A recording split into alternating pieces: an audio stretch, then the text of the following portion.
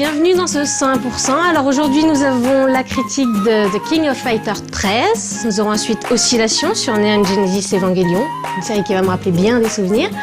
Alors après c'est Game Center sur le système Neo Geo MVS. Et on attaque tout de suite avec les news.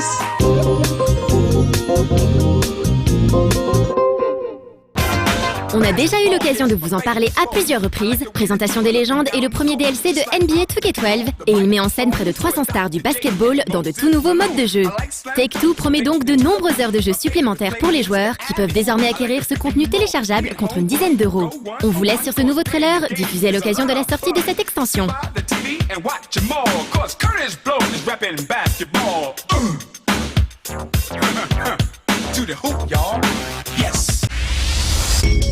Une bonne nouvelle pour les amateurs de football, Konami vient d'annoncer la sortie de PES 12 sur le PlayStation Network. L'occasion pour ceux qui l'ont manqué de se le procurer en version dématérialisée pour le prix d'une vingtaine d'euros. Il n'y a a priori pas de différence avec la version boîte qui était déjà disponible en magasin et cette dernière étant similaire aux versions console, on vous invite donc à jeter un œil sur No Life Online pour y consulter notre critique.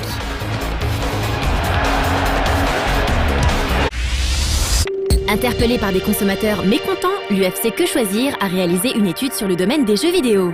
Cette étude a soulevé 3 problèmes majeurs frappant cette industrie aujourd'hui. En premier lieu, viennent les bugs présents dans les jeux qui sont parfois bloquants dans le fonctionnement normal des titres. En second, la nécessité d'un accès à Internet pour pouvoir activer les jeux même solo sur PC et télécharger les mises à jour. Enfin, le troisième problème concerne les codes à usage unique présents dans les boîtes de jeux. Ces codes permettent d'activer du contenu et ne seront pas utilisables aux acheteurs de jeux d'occasion. Suite à cette constatation, l'UFC Que Choisir a demandé à la Direction Générale de la Concurrence, de la Consommation et de la Répression des Fraudes de mener une enquête. L'organisme a aussi déposé plainte contre des éditeurs, Codemasters, Warner Interactive, THQ et Bethesda, mais aussi contre des revendeurs avec Micromania, Fnac Direct et Game France pour pratiques commerciales trompeuses s'agissant de l'information relative au code à usage unique d'accès à certains éléments du jeu. J'ai jamais été très superstitieuse, les chats noirs, les échelles, les miroirs cassés, même pas peur. Par contre, depuis quelques années, j'ai quelques soucis avec le chiffre 13. Je n'ai pas eu de très bons souvenirs, par exemple avec Final Fantasy 13 qui m'a énormément déçue. Je pourrais aussi citer Banlieue 13, qui est pas un très bon film. Ou encore Indiana Jones et le royaume du crâne de cristal. Bah oui, il y a 13 crânes de cristal. Et le film, lui, est vraiment mauvais. Depuis, dès que je vois un 13, j'ai tendance à me méfier. Du coup, je me pose des questions pour ce King of Fighters 13.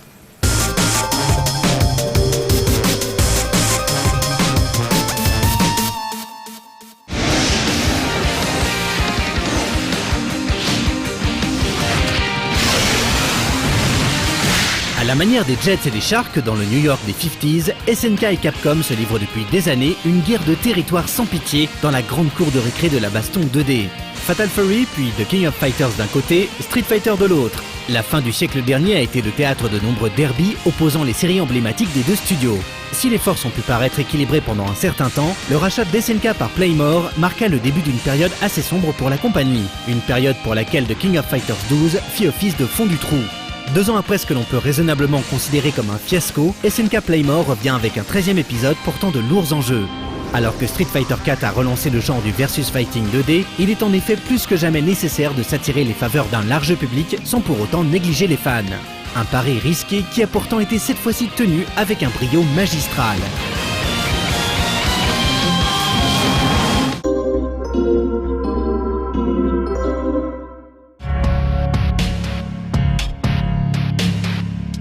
Né au milieu des années 90 en tant que crossover des productions SNK, The King of Fighters est depuis devenu une série à part entière, avec son scénario, ses personnages inédits et ses codes propres.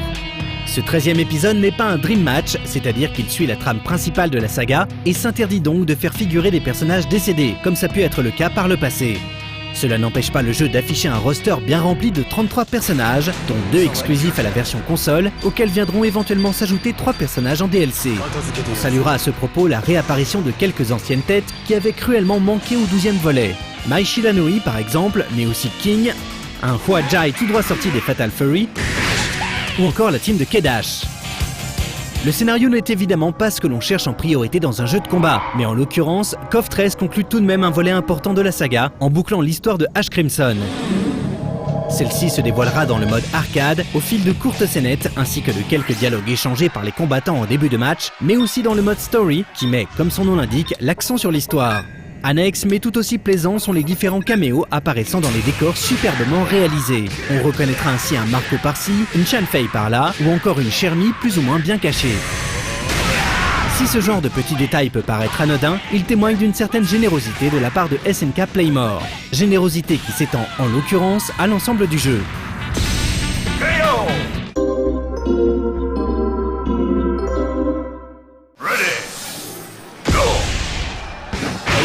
Au petit jeu de l'ouverture et de l'accessibilité, The King of Fighters 12 avait eu à peu près tout faux. En simplifiant son système à outrance et en réduisant son roster et les move lists de chaque personnage, le jeu n'avait pas réussi à attirer un nouveau public et encore moins à satisfaire les fidèles. Ce 13e épisode a le bon goût de repartir presque de zéro pour apporter du neuf tout en sachant puiser dans d'anciens succès. Le résultat est tout simplement détonnant et correspond en tout point à ce que l'on était en droit d'attendre de son prédécesseur, un système accessible mais profond, capable de fédérer les nouveaux joueurs et les anciens. Le squelette des batailles ne change pas vraiment et conserve le principe classique de match par équipe de 3, un combattant ne remplaçant un autre qu'à la défaite de ce dernier. On retrouve également le gameplay traditionnel à 4 boutons, point faible, point fort et pied fort, soit A, B, C et D, ainsi que les célèbres roulades et les différents types de sauts. KOF 13 n'a donc jamais l'intention de déstabiliser qui que ce soit. Pas de nouveau système farfelu, les bases sont solides et aujourd'hui relativement connues. Sa profondeur, le jeu l'attire de deux principaux emprunts remaniés pour l'occasion, le drive et les coups X. Une jauge de drive à demi remplie permet à un combattant de canceller des coups spéciaux entre eux pour réaliser des combos impossibles en temps normal. C'est ce que l'on appelle le drive cancel. Une fois complète, cette même barre peut faire entrer d'une simple pression simultanée sur les boutons B et C un personnage en Hyperdrive Mode. Véritable instant de grâce, ce mode offre la possibilité de réaliser plusieurs drive cancel durant un temps limité pour aboutir à des enchaînements aussi longs, impressionnants et dévastateurs qu'ils peuvent être compliqués à exécuter. Ce système rappellera bien évidemment aux habitués le Max Mode de KOF 2002, à la différence près qu'il est maintenant géré par une jauge indépendante. Les coups X, quant à eux, suivent le principe instauré par Street Fighter 3 et popularisé par le 4e épisode. Leur principe est simple, certains coups spéciaux et certaines furies peuvent être renforcés en pressant simultanément 2 boutons au lieu d'un au moment de leur exécution. Leurs propriétés sont alors modifiées, pour le mieux évidemment, en échange d'une barre de super complète, en sachant que l'on pourra en stocker jusqu'à 5. Si les barres ont tendance à monter assez rapidement au fur et à mesure des coups échangés, il pourra être intéressant d'en conserver quelques-unes en réserve à l'occasion, puisque les furies les plus destructrices du jeu, les Neomax, en consomment invariablement 3 d'un coup.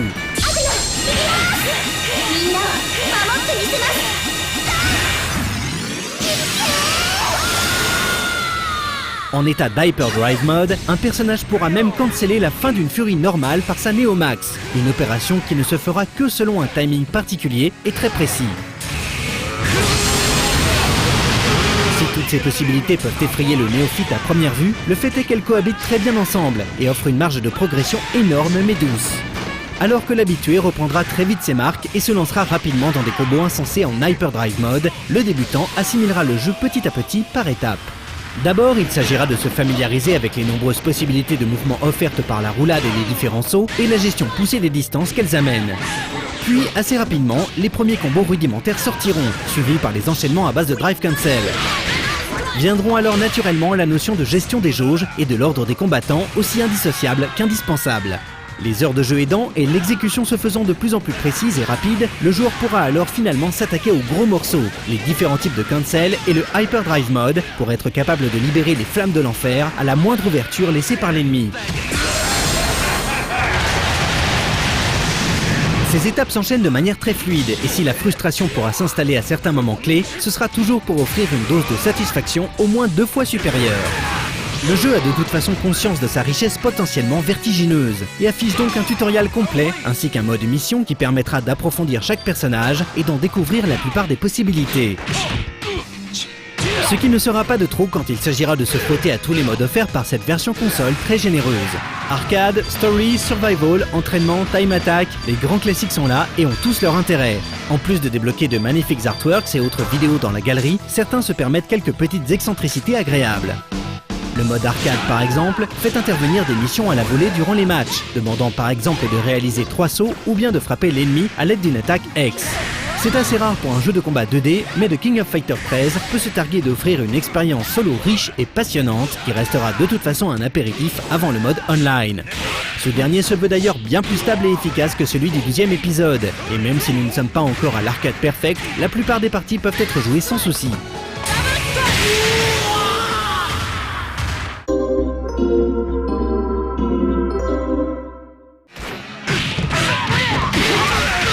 Après la déception que fut The King of Fighters 12, SNK Playmore a fait l'effort de revoir entièrement sa copie pour nous livrer un 13e épisode tout simplement impressionnant. À la fois accessible et terriblement profond, le jeu peut sans problème être considéré comme le meilleur de la série dans la manière qu'il a de satisfaire à la fois le connaisseur et le novice. Pour ne rien gâcher, son adaptation console est également rangée parmi les plus réussies et parvient, en ne lésinant pas sur les bonus, à offrir une excellente expérience solo à laquelle s'ajoute un mode online maîtrisé. Fan hardcore ou néophyte désireux de s'initier à la série, The King of Fighters 13 est l'épisode qu'il vous faut. L'épisode du renouveau et du rassemblement qui augure, on l'espère, une nouvelle ère pleine de gloire pour cette série emblématique.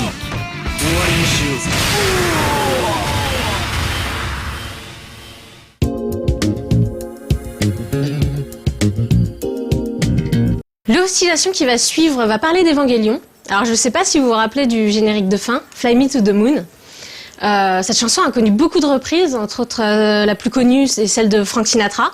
Alors moi personnellement je préfère celle de Julie London et plus récemment on l'entendait aussi dans Bayonetta dans lequel elle était reprise par Elena Nogueira, donc jolie surprise. Et comme si ça suffisait pas, et ben dans Evangelion à chaque épisode on avait une nouvelle version de la chanson et ça en fait des vols vers la lune. Vol vers la lune, Fly Me to the Moon, traduction.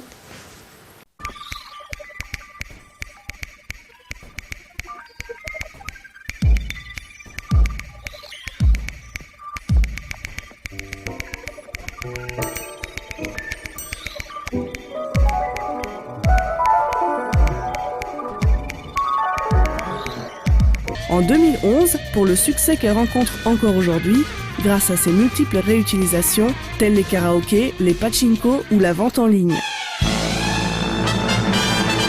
La bande originale d'Evangelion est en grande partie composée dans un style de musique classique. Interprétée par un grand orchestre symphonique, la musique prend souvent des allures épiques grâce à l'utilisation massive de la section des cuivres.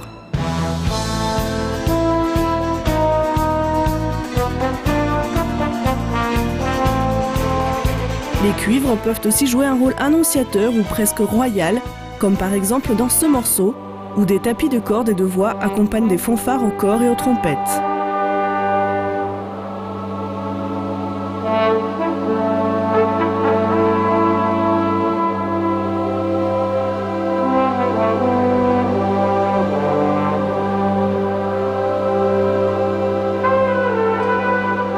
On retrouve bien sûr aussi les cuivres dans la musique qui accompagne habituellement les départs en combat des protagonistes pour signifier leur esprit héroïque.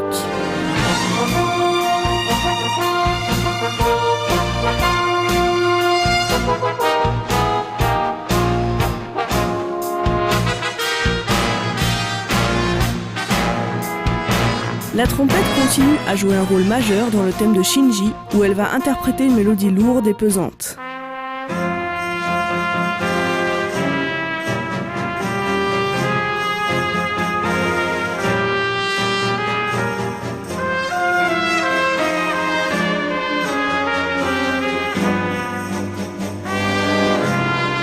Pourtant, son timbre brillant donne une grande élégance à ce morceau, pendant que le rythme presque militaire à sa base représente l'esprit noble et imperturbable du personnage, allant toujours de l'avant sans jamais se laisser freiner.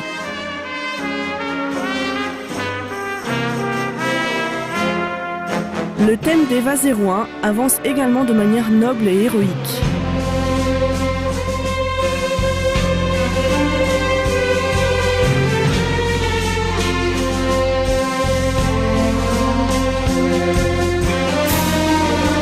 Notez tous ces rythmes ternaires disséminés dans les différentes voix du morceau. Ce sont ces passages ternaires qui donnent tout son caractère épique à la composition.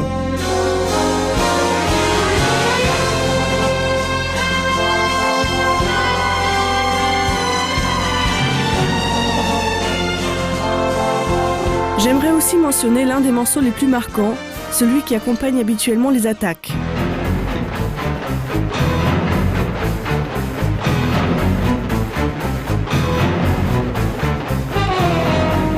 Notez cette ligne de 8 notes répétées sans fin à la base de la composition. Chromatiques, menaçantes et pressantes à souhait, elles accompagnent les nombreuses autres lignes mélodiques également très dissonantes et imprévisibles pour notre oreille.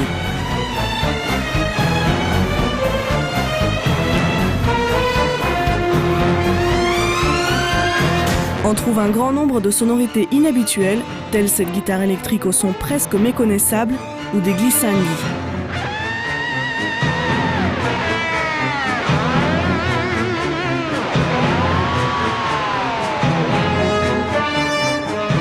Notez que là aussi nous trouvons des rythmes ternaires ou décalés par rapport au temps fort du morceau.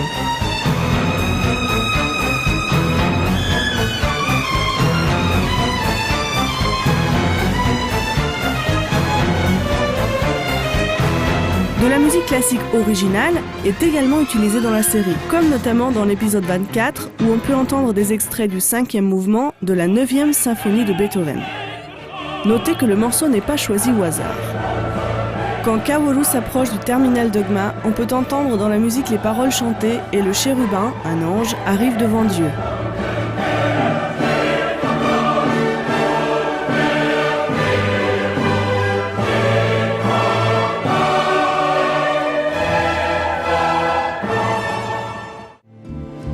En dehors de la musique classique, beaucoup d'autres genres musicaux sont représentés dans la bande originale d'Evangelion, notamment des musiques latines telles la rumba.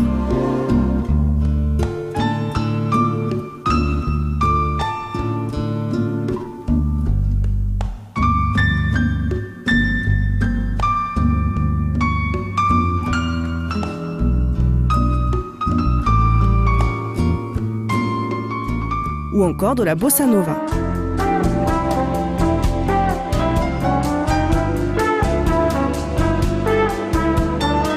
Mais aussi des ballades,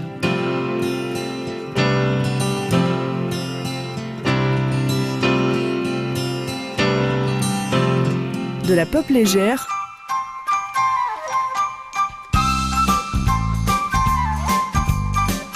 ou de la folk.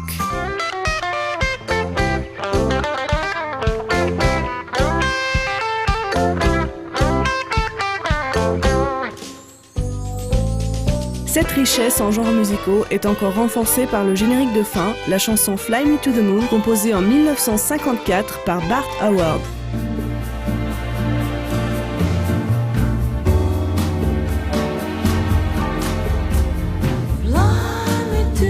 « 14 versions différentes ont été réalisées pour Evangelion, toujours dans des genres différents, tels le swing ou la techno.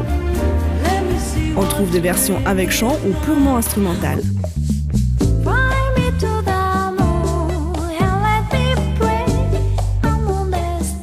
Un choix artistique très inhabituel.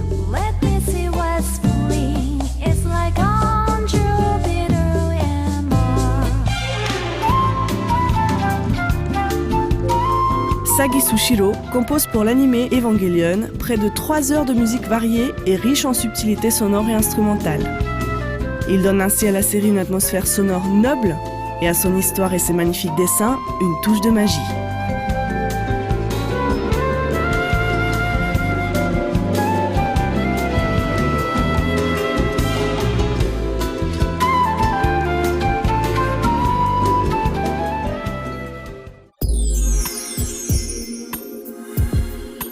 Donc au début on parlait de King of Fighter 13, mais avant d'arriver sur les consoles next-gen, King of Fighter a quand même connu ses heures de gloire en salle d'arcade.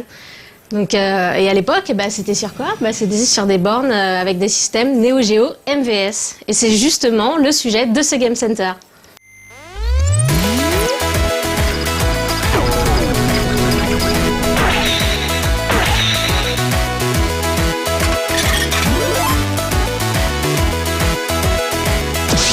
Bonjour et bienvenue dans Game Center. Aujourd'hui nous allons parler des jeux MVS. En effet, ce système de SNK est très accessible financièrement parlant et propose de nombreux hits. Nous allons voir un rapide aperçu des incontournables Neo Geo.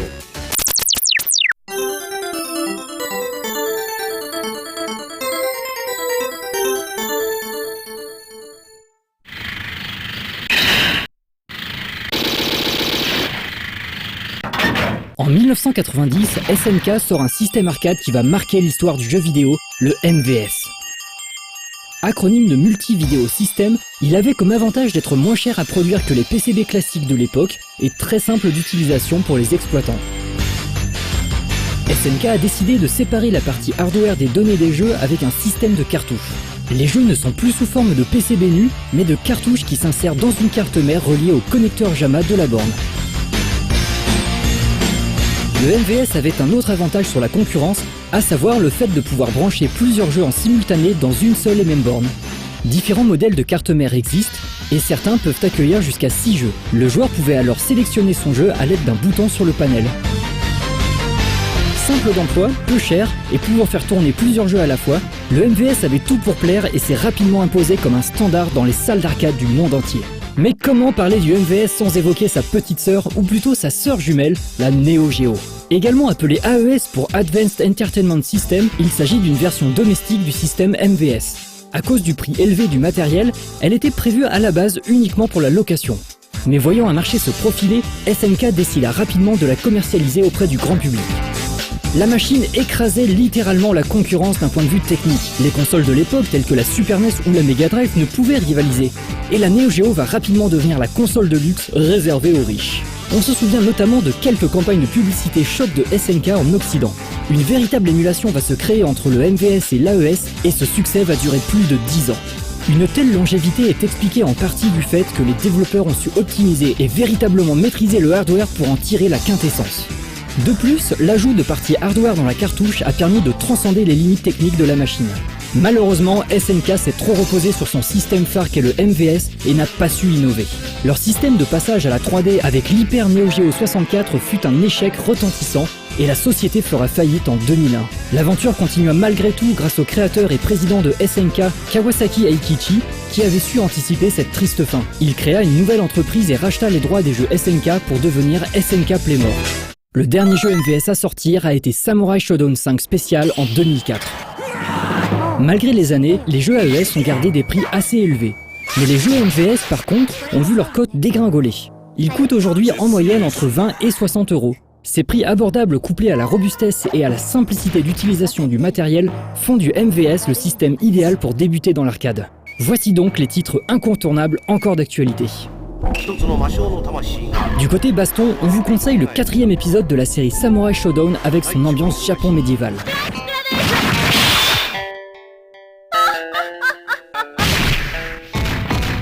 The Last Blade 2 qui se déroule durant l'ère Meiji envoie également du lourd.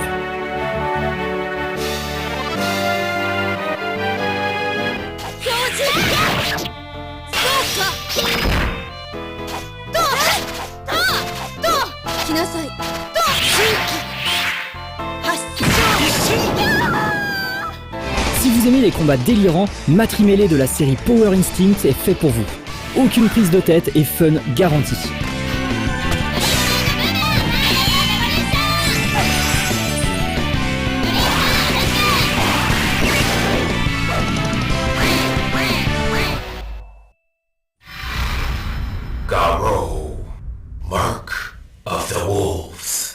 Beaucoup plus sérieux, Garou Mark of the Wolf est le dernier jeu de la série des Fatal Fury.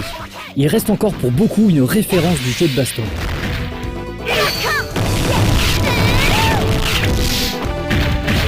Et enfin, The King of Fighters, la série mythique de SNK qui proposait de combattre par équipe de 3, écrira ses plus belles pages dans The King of Fighters 98 et The King of Fighters 2002.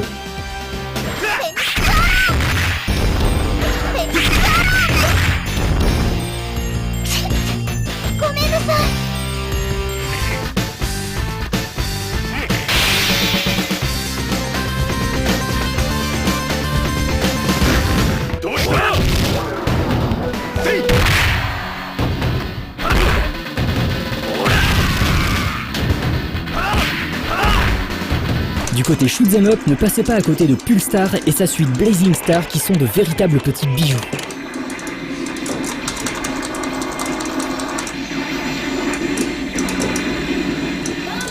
Aero Fighter 2 vous garantit du fun instantané, que ce soit seul ou à deux.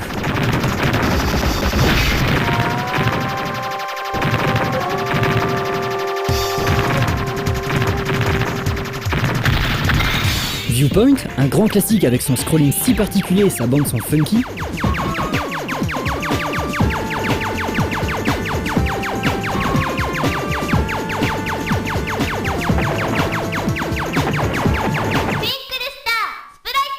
Enfin, pour se tirer la bourre entre potes, rien de mieux qu'un bon vieux Twinkle Star Sprite. Ce shoot'em up orienté versus vous fera passer de très bons moments.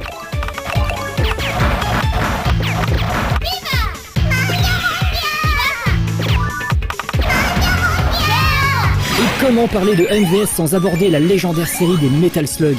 Ce run and gun complètement barré en jette toujours autant. Le 3e épisode est pour beaucoup de joueurs le meilleur de la série, mais également le plus dur.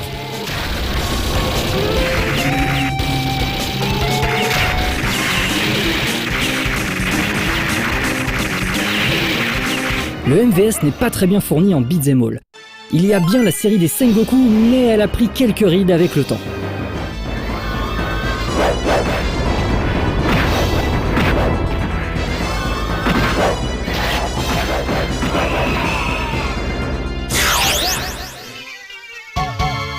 Au niveau des puzzle games, le MVS a eu droit à ses versions de Puzzle Bobble, un grand classique toujours aussi efficace auprès de la jante féminine.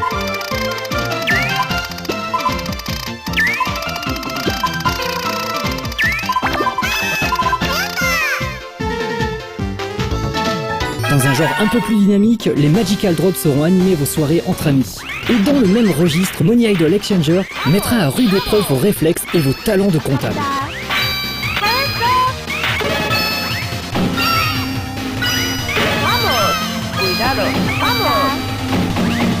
Enfin, les jeux de sport ne manquent pas sur MVS. On vous recommande la série des Super Sidekicks, les parties à 2 joueurs sont tout simplement hilarantes.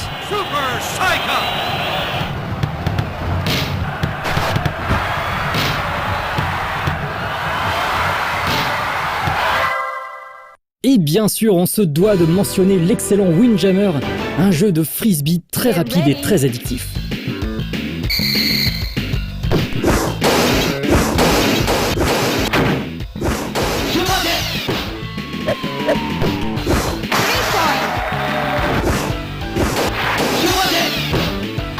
Le MVS propose donc des jeux de tout genre qui, de par leur qualité et leur faible prix d'achat, s'imposent comme des références qu'il faut posséder. Son seul souci est qu'il est relativement difficile d'en trouver.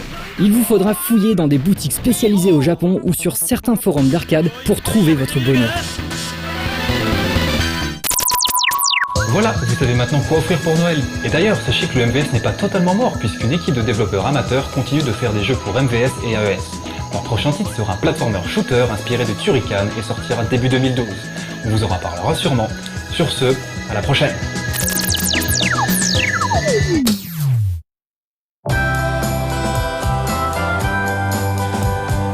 Ah, quand on me parle de borne d'arcade, j'ai cette musique qui me revient en tête, une sorte de mix de bip d'hiver et de jetons qui tombent dans le monnayeur. Vous l'entendez vous aussi cette mélodie? Allez, à la prochaine.